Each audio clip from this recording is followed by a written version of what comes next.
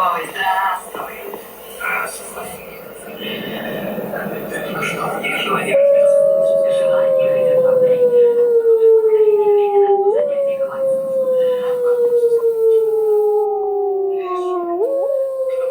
Ты назначил занятие на воскресенье? Чего делать? Лучше с тобой заняться спортом. Идем, Ромео. Ты поешь? Угу. Давайте.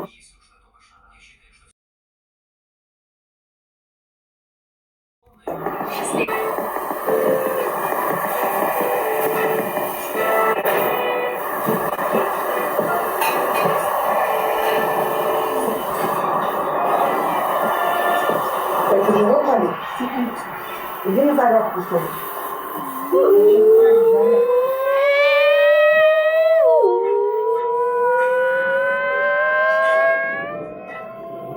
Значит, ты первый.